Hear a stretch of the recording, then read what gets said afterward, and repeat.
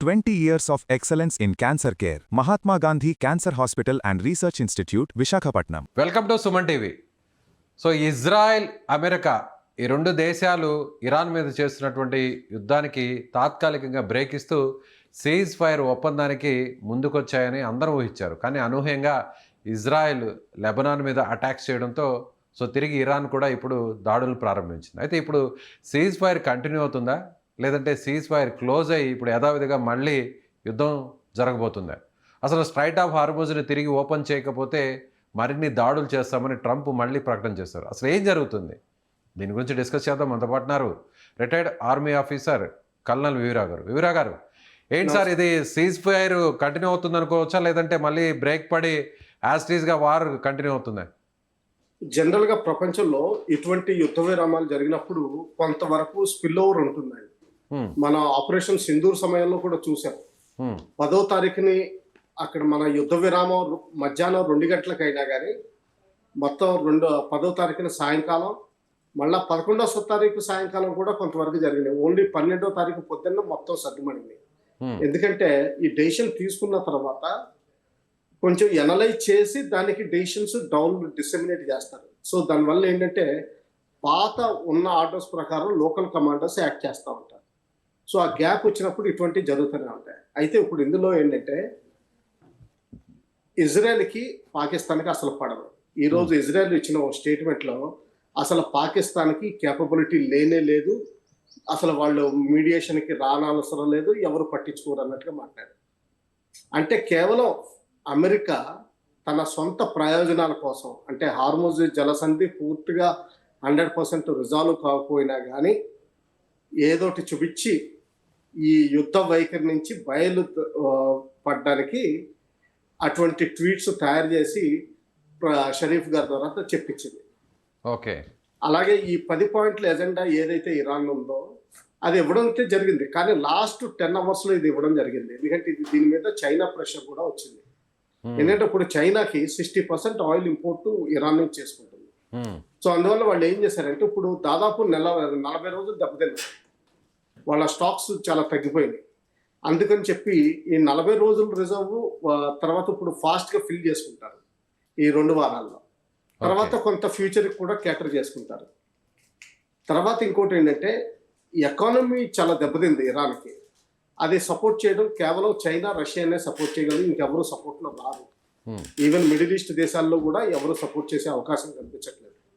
అందువల్ల కొంత విరామం తీసుకుంటే ఏమవుతుందంటే ఈ దాదాపు 400 to 500 షిప్స్ ఉన్నట్టు లెక్క పెట్టుకోవచ్చు హార్మోజ్లో, అందరు లోపల గల్ఫ్లో. ఆ గల్ఫ్లో 500 షిప్స్ $2 మిలియన్ పే చేస్తే దాదాపు $1 బిలియన్ జస్ట్ ఈ 15 రోజుల్లో అయిపోతాయి. ఇది చాలా కీలకమైన మనీ. లోన్ లేకుండా ఏది లేకుండా ఫుల్ 100% పేమెంట్ తోటి వచ్చింది ఇది. సో ఆ విధంగా ఇరాన్ వాళ్ళు కూడా ఒప్పుకున్నారు. అయితే ఇది ఇజ్రాయెల్ ఎలా చూస్తుందంటే ఇరాన్ తోటి సంబంధం, కానీ ఇది లెబనాన్ తోటి సంబంధం లేదు. ఎందుకంటే అఫీషియల్గా లెబనాన్ని సపోర్ట్ చేస్తున్నాం, హిజ్బుల్లాని సపోర్ట్ చేస్తున్నాం అని ఎప్పుడు ఇరాన్ చెప్పదు. సో ఆ స్టేట్మెంట్ వాడుకుని వాళ్ళు లెబనాన్ని వేరు చేసి అక్కడ విపరీతంగా హెజ్బుల్లా మీద ఒక టాప్ కమాండర్ అయితే ఎవరున్నారో వాళ్ళ సెక్రటరీని చంపివేయడం జరిగింది ఈరోజు. అలాగే కాసిముని కూడా చంపేమన్నారు, కానీ తర్వాత కన్ఫర్మేషన్ పూర్తిగా రాలేదు. అంటే 280 మంది పైగా మృతి అంటున్నారు, నిజమే అంటారా? 100 మంది గాయపడ్డారు. అయి ఉండొచ్చు బహుశా, దానికి ఏం లేదు. కంప్లీట్ ఇంటెన్సిటీ అంటే వీళ్ళంతా హెజ్బుల్లా గ్రూప్ సంబంధించిన వాళ్ళేనా? ఎగ్జాక్ట్లీ, హెజ్బుల్లా గ్రూప్ సంబంధించిన వాళ్ళే. సివిలియన్స్ అయితే మనకి వాటికి కన్ఫర్మేషన్ వచ్చేది. సో వాళ్ళు ఏంటంటే ల్యాండ్ రూట్ లో కూడా వెళ్ళి, ఎందుకంటే లెబనాన్ పెద్ద దేశం ఏం కాదు, 10 కిలోమీటర్లు ఎలాగా ఇజ్రాయెల్ ఆధీనంలోనే ఉంది. ఇంకొక 20 కిలోమీటర్స్ వెళ్ళి ఫైర్ చేసి ఎలిమినేట్ చేసి రావడం పెద్ద కష్టమే కాదు. కానీ వివిరావు గారు, ఇప్పుడు ఈ ఎంటైర్ ఎపిసోడ్ చూస్తుంటే ఏమవుతుందంటే ఇజ్రాయెల్కి ఎందుకో ఈ సీజ్ ఫైర్ ఇష్టం లేదు అనేది చాలా స్పష్టంగా అర్థమవుతుంది. ఎందుకంటే సీజ్ ఫైర్కి ఒకవేళ ఒప్పుకున్నా అమెరికా ఇరాన్ మధ్య 2 కూడా చర్చలు జరిపి ఒకవేళ యుద్ధాన్ని ఆపినా కూడా పూర్తిగా ఇరాన్ని అంతమొందించాలి, లెబనాన్లో ఉన్న హెజ్బుల్లా కానీ, హైతీస్ కానీ, హమాస్ కానీ వీటన్నిటిని కూడా పూర్తిగా తుదముట్టించేంత వరకు కూడా యుద్ధాన్ని కొనసాగించాలనేది ఇజ్రాయెల్ ఆకాంక్ష, అంతే అంటారా? అవును, అంతే. ఎందుకంటే ఇజ్రాయెల్ Hmm. ఏంటంటే ఈ యుద్ధంలో మొత్తం రెజిమ్ చేంజ్ చేసి పాజిటివిటీ తీసుకొస్తేనే కానీ తను నిలకడ కష్టం అనిపించింది వాళ్ళకి. ఎందుకంటే హిజ్బుల్లా, హౌతీస్, హమాస్ ముగ్గురు వాళ్ళకి ఇరాన్ 100% ఫుల్ సపోర్ట్ చేస్తుంది. సో దానివల్ల ఇజ్రాయెల్ మనుగడే సాధ్యం కాదు. ముందర పీస్ కమిటీ, గాజా డెవలప్మెంట్ ఇవన్నీ వదిలేయండి, అసలు మనుగడే కష్టం. అందుకని చెప్పి ఇరాన్లో వాళ్ళ స్ట్రాటజీ మాత్రం చాలా క్లియర్. న్యూక్లియర్ వెపన్స్ ఉండకూడదు, అది ఎప్పటి నుంచో అచీవ్ చేసుకుంటూ వస్తున్నారు. అలాగే ఇంకా రెజిమ్ చేంజ్ అయ్యి పాజిటివిటీ అంటే ఏంటంటే అట్లీస్ట్ న్యూట్రాలిటీ వచ్చేంత వరకు ఇజ్రాయెల్కి కష్టం కాబట్టి వాళ్ళు యుద్ధం కొనసాగిస్తూనే ఉంటారు, అందులో డౌట్ ఏం లేదు. అయితే అమెరికా ఇజ్రాయెల్ సైడ్ నుంచి వచ్చింది, కానీ ఇప్పుడు ఏంటంటే తనేదో యుద్ధం చేస్తున్నట్టు మనకి ఇదేంటిది యుద్ధ విరామం కనిపిస్తుంది. కానీ రెండు సైడ్ల పార్టీలు కూడా, ఇటు ట్రంప్ గారి హెచ్చరికలు కూడా వస్తున్నాయి. మిలిటరీ బిల్డప్ సేమ్ ఉంది, మిలిటరీ ప్రిపేర్నెస్ సేమ్ ఉంది. అటు ఇరాన్ కూడా వార్నింగ్ అలాగేస్తుంది, హార్మోజ్ మీద కంట్రోల్ ఉంది.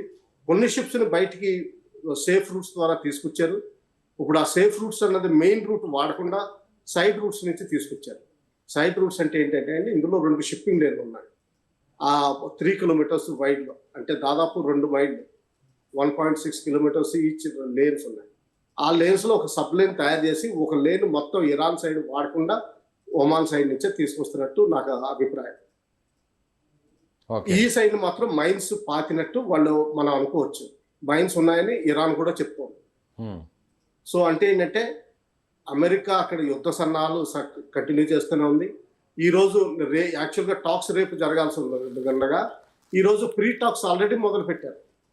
మరి ఇరాన్ ఎవరు రిప్రజెంట్ చేస్తున్నారు, లేకపోతే అమెరికాని ఎవరు రిప్రజెంట్ చేస్తున్నారు, ఈ క్లారిటీ రాలేదు. అంటే అమెరికా ఉపాధ్యక్షుడు జేడీ వాన్స్ ఈ చర్చల్లో పాల్గొంటున్నారు అనేటువంటి ఒక అభిప్రాయం కూడా బయటకు వస్తుంది కదా. అభిప్రాయం కాదండి, యాక్చువల్గా అది ఆయన కదలాలి కదా, ఇస్లామాబాద్ చేరుకోవాలి. రేపు టాక్స్ అయినా కానీ ఈ రోజు సాయంకాలం కనీసం 10 గంటలకైనా ఆయనకి చేరుకోవాలి. చేరుకోకుండా రేపు పొద్దున్న టాక్స్ అవ్వవు, లేకపోతే ఎర్లీ ఇన్ ద మార్నింగ్ వస్తే టాక్స్ అయ్యే అవకాశాలు చాలా తక్కువ. అలాగే ఇరాన్ నుంచి కూడా రావాలి. ఇరాన్ నుంచి రావడం వాళ్ళకి ఏంటంటే చాలా సెక్యూరిటీ కన్సర్న్స్ ఉన్నాయి. ఏంటంటే వాళ్ళ లొకేషన్ డిస్క్లోజ్ అవ్వగానే by any chance missile fire చేసి వాళ్ళని ఎలిమినేట్ చేస్తారన్న భయం కూడా ఉంది. సో అందువల్ల వాళ్ళు లెసర్ లెవెల్ పీపుల్ని పంపిస్తే ఈ మీటింగ్ ప్రోగ్రెస్ అవుతుంది. ఎందుకంటే ప్రతి దానికి వాళ్ళు వెనక్కి చూస్తారు, వీళ్ళు ఇలా చెప్తున్నారు, మీరేమంటారు అనేది. థర్డ్ థింగ్ ఏంటంటే ఈ 10 పాయింట్ ఎజెండా ఏదైతే ఇరాన్ ఇప్పుడు ఇచ్చిందో, నన్ను అడిగితే అందులో ఒక్కటి అమెరికాకి నచ్చేది లేదు. మరి ఇప్పుడు ఈ 10 పాయింట్స్ని పాకిస్తాన్ ప్రైమ్ మినిస్టర్ నేరుగా అమెరికా ముందు ఉంచారు, సూత్రప్రాయంగా ఒప్పుకున్నారు. సో అందులో భాగంగానే సీజ్ ఫైర్ అనేది కూడా అమల్లోకి వచ్చింది అనేది కూడా బయట చెప్తున్నటువంటి మాట. ఈ 10 సూత్రాలు అంటే ఈ 10 కండిషన్స్కి సంబంధించి ఆల్రెడీ ఇచ్చిన ప్రపోజల్ అమెరికా దృష్టిలో ఉంది, కానీ వాటిని అసలు పరిశీలించకుండానే సీజ్ ఫైర్కి అమెరికా ఒప్పుకుందనుకుంటారా? సో ఇప్పుడు ఇరాన్ నుంచి రావడానికి కూడా కొంచెం ప్రాబ్లం ఉంది. ఎందుకంటే వాళ్ళు బయటికి రాగానే లొకేషన్ తెలియగానే ఎక్కడ మిసైల్ ఫైర్ వాళ్ళ మీద అయిపోయి వాళ్ళని అసాసినేట్ చేస్తారన్న భయం కూడా ఉంది అందరికీ, ఎస్పెషల్లీ క్యాపబుల్ నెగోషియేటర్. ఇప్పుడు జేడీ వాన్స్ గారు అక్కడ చేరుకుంటున్నారంటే అది ఇంకా కన్ఫర్మేషన్. ఎస్, ఆయన ఒక స్టేట్మెంట్ ఇచ్చారు, బహుశా వైఫ్ ఉషా కూడా వస్తుంది. దాని గురించి ఆవిడ స్కై రాకెట్ చేస్తుంది, ఎక్కడి నుంచి అయినా సరే ఆవిడ స్కై రాకెట్ చేయగలిగే అథారిటీ ఆవిడకి ఉందని చెప్పి ఒక వింత స్టేట్మెంట్ ఇచ్చారు. బహుశా ఆవిడకి కూడా టాక్స్కి వస్తుంది. అయితే మాత్రం ఇజ్రాయెల్ లెబనాన్ని మాత్రం ఏమాత్రం వదిలిపెట్టట్లేదు. సో దీనికి కౌంటర్గా ఇరాన్ కొన్ని మిసైల్స్ ఏమన్నా ఫైర్ చేస్తుందా ఇజ్రాయెల్ మీద. సెకండ్ థింగ్ ఏంటంటే ఈ హార్మోజ్ జలసంధిలో మళ్ళా కొంతసేపు హోల్డ్లో పెట్టినట్టు రిపోర్ట్స్ వస్తున్నాయి. అఫీషియల్గా కూడా ఐఆర్జీసీ కన్ఫర్మ్ చేసింది హోల్డ్లో పెట్టామని. అయితే ఆ హోల్డ్ కేవలం సీ లేన్స్ రిస్ట్రిక్ట్ చేయడానిక, లేకపోతే ఇజ్రాయెల్ లెబనాన్ మీద ఫైర్ చేస్తుంది కాబట్టి మేము సీజ్ ఫైర్ని యాబ్రగేట్ చేస్తున్నామని చెప్తున్నట్ట లెక్క పెట్టుకోవాలి. అది క్లారిటీ రాలేదు. రేపైతే మాత్రం చర్చలు జరిగే అవకాశం అనిపిస్తుంది.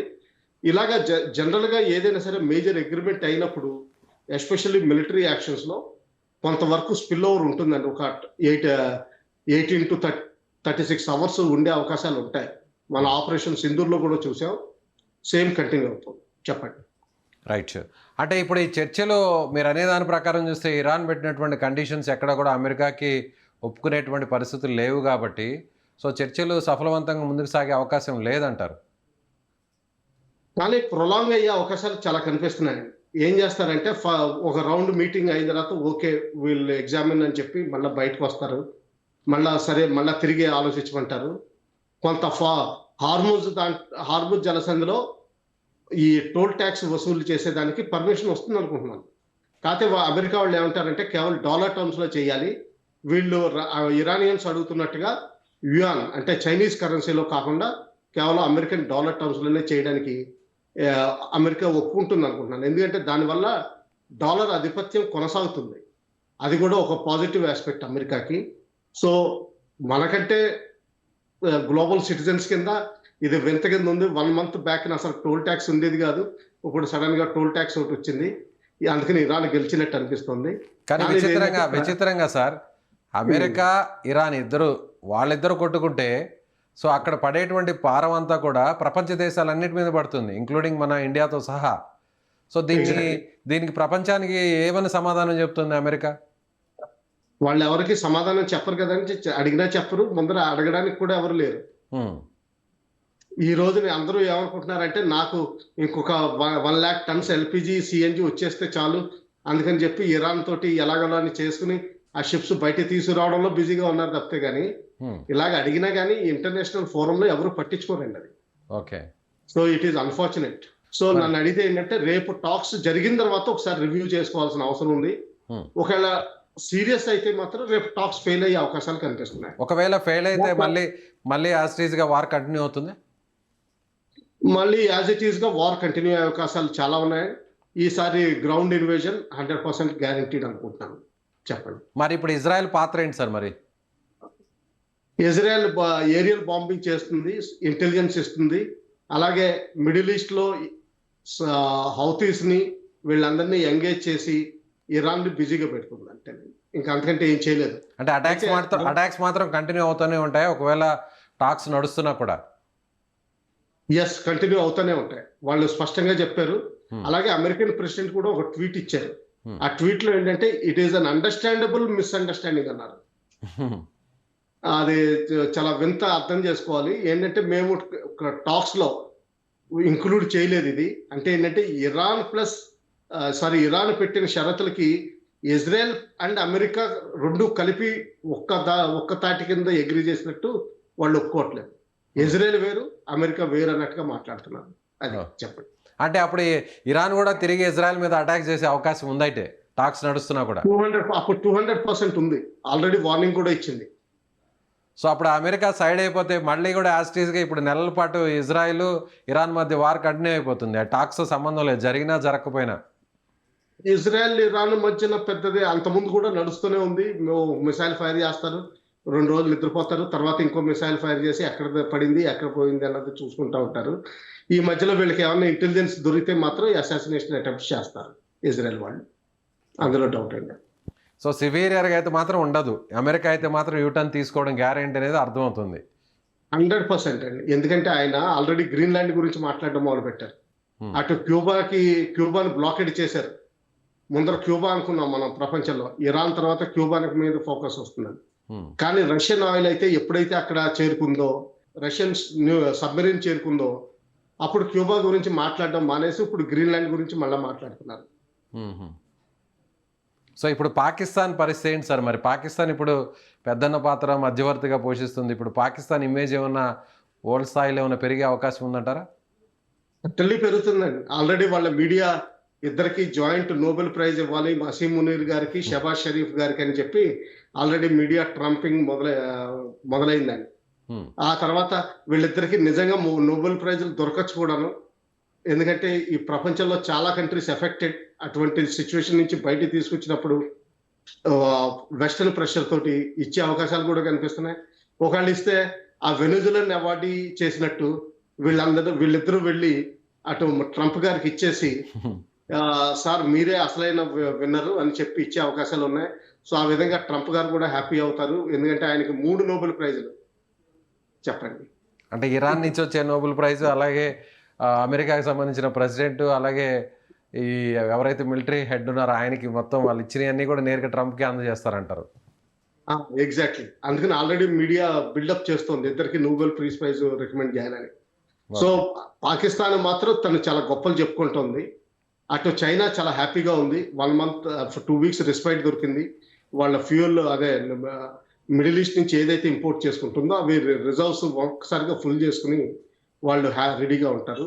ఈ లోపల మొత్తం రీఆర్గనైజేషన్ చేసుకుంటారు. మా మిలిటరీ టర్మ్స్ లో దీన్ని ఏమంటారంటే రీఆర్గనైజేషన్. అంటే మనం ఇల్లు ఎలా సరిదిద్దుకుంటామో ఒక వాన తర్వాత ఒక సైక్లోన్ తర్వాత అలాగా మళ్ళీ రీడిస్ట్రిబ్యూషన్ చేసుకుంటారు. దాన్ని రీఆర్గనైజేషన్ అంటారు. కానీ రీఆర్గనైజేషన్ తర్వాత మళ్ళా తయారుగా ఉంటారు యుద్ధానికి. అటువంటి రీఆర్గనైజేషన్ జరిగే అవకాశాలు చాలా ఉంటాయి. Right sir, thank you so much. నమస్తే. నమస్తే సార్.